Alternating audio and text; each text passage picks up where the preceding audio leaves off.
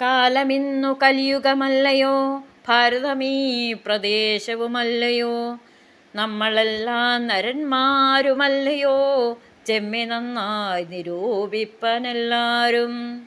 എത്ര ജന്മം പ്രയാസപ്പെട്ടിക്കാലം, അത്ര വന്നു പിറന്നു സുഹൃതത്താൽ. എത്ര ജന്മം മലത്തിൽ കഴിഞ്ഞതും, എത്ര ജന്മം ജലത്തിൽ കഴിഞ്ഞതും, എത്ര ജന്മം മരിച്ചു നടന്നതും. എത്ര ജന്മം മൃഗങ്ങൾ പശുക്കളായി, അതു വന്നിട്ടിവണ്ണം ലഭിച്ചോരു മർത്യജന്മത്തിൽ മുമ്പേ കഴിച്ചു നാം. എത്രയും പണിപ്പെട്ടിങ്ങു മാതാവിൻ ഗർഭപാത്രത്തിൽ വീണതറിഞ്ഞാലും, 10 മാസം വയറ്റിൽ കഴിഞ്ഞുപോയി, 10 പന്തീരാണ്ടുണ്ണിയായിടും പോയി. തന്നെത്താൻ അഭിമാനിച്ചു പിന്നെയും തന്നെത്താൻ അറിയാതെ കഴിയുന്നു. ജ്ഞാനപ്പാന പൂന്താൻ എഴുതിയതാണ് വരികൾ. മനുഷ്യൻ്റെ ജന്മം ലഭിക്കുക എന്നത് എത്ര പവിത്രമായൊരു സംഗതിയാണ്. അതോ ഭാരതത്തിൽ എത്ര പവിത്രമായി ഈ ഭാരതത്തിൽ ഒരു പുൽക്കൊടിയായിട്ടെങ്കിലും ജനിച്ചാൽ മതിയെന്ന് മാവോ സേതുങ് പറയുകയുണ്ടായി. ഭാരതം അത്രയും മഹത്വമുള്ളതാണ് ഈ മനുഷ്യൻ്റെ ജന്മം.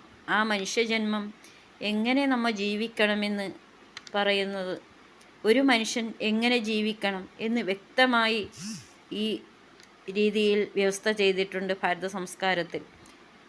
മതം നിലനിൽക്കുന്നത് സംസ്കാരത്തിലും സംസ്കാരം നിലനിൽക്കുന്നത് അനുഷ്ഠാനങ്ങളിലുമാണ്. സമുത്കൃഷ്ടവും മനോഹരവും ഐശ്വര്യത്വമായ ജീവിതത്തിന് ആയിരക്കണക്കിന് വർഷങ്ങൾക്ക് മുമ്പേ ഋഷീശ്വരന്മാർ വിഭാവനം ചെയ്ത ക്രിയാപദ്ധതിയാണ് ഷോഡശ സംസ്കാരങ്ങൾ. ജീവാത്മാവ് ഗർഭപാത്രത്തിൽ പതിക്കുന്നതു മുതൽ മരണം വരെ അനുഷ്ഠിക്കേണ്ട സംസ്കാര ക്രിയകൾ 16 നെടുന്തൂണുകളാണ്. ഇവയെപ്പറ്റി ഷോഡശസംസ്കാരത്തിൽ പറയുന്നത്. ഇന്ന് നമ്മൾ കാണുന്ന എല്ലാ പ്രശ്നങ്ങൾക്കും കാരണം ഷോഡശക്രിയകളുടെ അഭാവമാണ്. യാതൊരു പ്രശ്നവും സമ്മർദ്ദവുമില്ലാതെ ഒരു കുടുംബജീവിതം നയിക്കാനുള്ള ഒരേ ഒരു വഴി ഷോഡശസംസ്കാരങ്ങൾ ആചരിക്കുക എന്നതാണ്. എന്നാൽ ശരിയായ കുടുംബാസൂത്രണവും സാമൂഹ്യ ഭദ്രതയും സമൃദ്ധിയും കൈവരും. സാധാരണ ജനങ്ങൾക്ക് ജീവിത മഹത്വം മനസ്സിലാക്കി തരുന്ന, ജീവിത ലക്ഷ്യത്തിലേക്ക് മുന്നേറുന്നതിനുള്ള ഉത്കൃഷ്ടമായ 16 കർമ്മപദ്ധതികളാണ് ഷോഡശസംസ്കാരങ്ങൾ. അവ എന്തൊക്കെയാണെന്ന് പറഞ്ഞു തരാം. ഒന്നാമത്തേതാണ് ഗർഭദാനം, 2 പുംസവനം, 3 സീമന്തോനയനം, 4 ജാതകർമ്മം, 5 നാമകരണം, 6 നിഷ്ക്രമണം, 7 അന്നപ്രാശനം, 8 ചൂടാകർമ്മം, 9 ഉപനയനം, 10 വേദാരംഭം, 11 സമാവർത്തനം, 12 വിവാഹം, 13 ഗാർഹസ്ഥ്യം, 14 വാനപ്രസ്ഥം, 15 സന്യാസം, 16 അന്ത്യേഷ്ടി. എന്നിങ്ങനെ 16 സംസ്കാരങ്ങളാണ് ഷോഡശസംസ്കാരങ്ങളാണ് ഉള്ളത്. അതിൽ ഒന്നാമത്തെ ഗർഭദാനത്തെ പറ്റി പറയാം. ഷോഡശസംസ്കാരത്തെ ഏറ്റവും പ്രധാനമായതും പ്രഥമവുമായ സംസ്കാരമാണ് ഗർഭദാന സംസ്കാരം. ബ്രഹ്മചര്യവ്രതം പൂർത്തിയാക്കിയതിനു ശേഷം യഥാവിധി വിവാഹിതരാകുന്ന ദമ്പതികൾ സൽസന്താനത്തിന് വേണ്ടി വ്രതാനുഷ്ഠാനങ്ങളോടുകൂടി ചെയ്യുന്ന ഒരു ആധ്യാത്മിക ക്രിയയാണ് ഗർഭദാനം. ഇത് നൈമിഷിക സുഖത്തിന് വേണ്ടിയാണ് ചെയ്യുന്നത്. ഇന്ന് അത് മാറ്റി ദീർഘവീക്ഷണത്തോടുകൂടി ചെയ്യേണ്ടതാകുന്നു. നമ്മൾ ഇവിടെ ജീവിച്ചിരുന്നു എന്നതിൻ്റെ തെളിവായി നമുക്കിവിടെ അവശേഷിപ്പിക്കുന്നതും അടുത്ത തലമുറയെ നയിക്കാനും വേണ്ടി പ്രാപ്തനായ ഒരു പ്രജയെ സമൂഹത്തിന് നൽകേണ്ടത് നമ്മുടെ കർത്തവ്യമാണ്. ഒരു കുഞ്ഞിൻ്റെ ഭാവിയും വ്യക്തിത്വവും നിശ്ചയിക്കുന്നത് 40% പങ്കുവഹിക്കുന്നത് മുൻജന്മ കർമ്മമാണെങ്കിലും ബാക്കി 60% കാര്യങ്ങൾ നിശ്ചയിക്കുന്നത് സൃഷ്ടി നടക്കുന്ന മുഹൂർത്തം, ചുറ്റുപാടുകൾ, ആ സമയത്ത് ദമ്പതികളുടെ മാനസികാവസ്ഥ എന്നിവയാണ്. മുമ്പ് ഭാരതത്തിൽ ഗർഭദാനത്തിന് മുഹൂർത്തം നിശ്ചയിക്കുന്ന ഒരു പതിവുണ്ടായിരുന്നു. ഇന്ന് ഉത്തരേന്ത്യയിലും തമിഴ്നാട്ടിലും കേരളത്തിലെ ചില സമുദായങ്ങളിലെല്ലാം ഇന്ന് അത് കാണുന്നുണ്ട്. ഭാരതം കണ്ട ആധ്യാത്മിക ആചാര്യന്മാർ മിക്കവരുടെയും മാതാപിതാക്കൾ ഉയർന്ന ആധ്യാത്മികത ഉള്ളവരായിരുന്നു. കുരുവംശത്തിലെ അംബികയും അംബാലികയും സന്താനപ്രാപ്തിക്ക് കഴിയുന്നതിന് മുമ്പ് വിധവകളായിത്തീർന്നതും രാജ്യം അനാഥമായി പോകാതിരിക്കാൻ അവരുടെ അമ്മയായ സത്യവതിയുടെ ആജ്ഞാപ്രകാരം അംബികയെയും അംബാലികയെയും വേദവ്യാസ മഹർഷി ഗർഭദാനത്തിനായി സമീപിക്കുകയുണ്ടായി.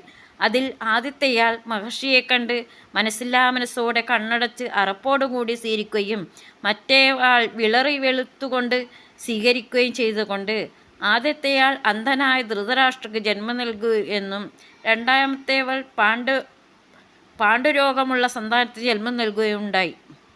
മഹാഭാരതത്തിൽ വ്യാസൻ തന്നെ പറയുന്ന ഒരു സന്ദർഭമാണിത്. ഗർഭധാന ചടങ്ങ് എത്രയും പവിത്രവും പരിശുദ്ധവുമായി തീരണമെന്ന് ലോകത്തിന് ബോധ്യപ്പെടുത്തുകയാണ് ഇത് ചെയ്തത്. അതേസമയം വ്യാസമഹർഷിയെ നിഷ്കളങ്കമായി സമീപിച്ച ദാസിയിൽ ജനിച്ച പുത്രൻ വിദൂരൻ എന്ന നാമത്തിൽ ശ്രദ്ധേയനായിത്തീർന്നു. ധാർമ്മികനായ വിദൂരയുടെ ധർമ്മബുദ്ധിക്ക് നിദാനമായി മഹാഭാരതത്തിൽ വിദൂരവാക്യം നിലകൊള്ളുന്നു.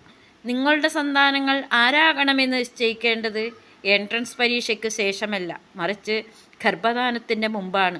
കാരണം ഗർഭധാനത്തോടെയും ഗർഭകാലത്തോടെയുമാണ് കുഞ്ഞിൻ്റെ അഭിരുചി രൂപപ്പെടുന്നത്. അതിനുശേഷം അത് മാറ്റാൻ കഴിയുകയില്ല. കുട്ടി ജനിച്ചതിന് ശേഷം അയാളുടെ അഭിരുചി വാസന മാറ്റാൻ ശ്രമിക്കുന്നത് ചെടികളുടെ കൂമ്പിൽ വെള്ളമൊഴിക്കുന്ന പോലെയാണ്.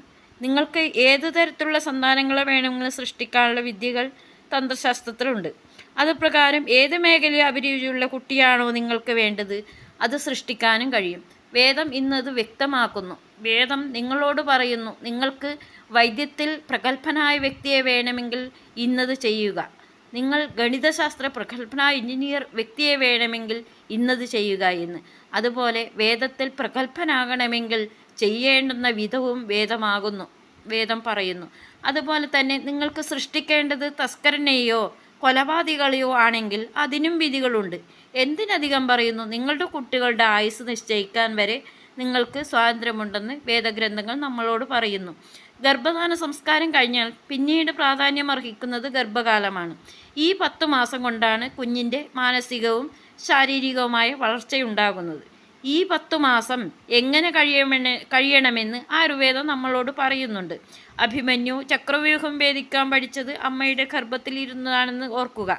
അതുപോലെ പ്രഹ്ലാദൻ ദുഷ്ടനായ അച്ഛൻ്റെ മകനായിട്ട് പോലും ഈശ്വരഭക്തനായത് ഗർഭകാലത്ത് നാരദമുനിയുടെ ആശ്രമത്തിലായിരുന്നു എന്നതുകൊണ്ടാണ്. സാധാരണയായി നമ്മുടെ മുത്തശ്ശിമാർ പറയുന്നുണ്ട്, ഗർഭിണി 5-ാം മാസത്തിൽ വീരന്മാരുടെയും രാജാക്കന്മാരുടെയും യോദ്ധാക്കളുടെയും കഥകൾ കേൾക്കണമെന്ന്. കാരണം ആ സമയത്താണ് കുഞ്ഞിന് മനസ്സുണ്ടാകുന്നത്. കുട്ടിക്ക് ധൈര്യമുണ്ടാകുവാൻ വേണ്ടിയാണ് ഇങ്ങനെ ചെയ്യുന്നത്. മനസ്മൃതി പ്രകാരം സ്ത്രീ രജസ്വലിയാകുന്ന ദിവസം തൊട്ട് 16 ദിവസമാണ് ഋതുകാലം. ഇതിൽ ആദ്യത്തെ 4 ദിവസം ബാഹ്യമായ പല കാരണങ്ങൾ ഗർഭധാനത്തിന് നിഷിദ്ധമാണ്. ഈ ദിവസങ്ങൾ സ്ത്രീയെ പുരുഷന്മാർ സ്പർശിക്കരുത്.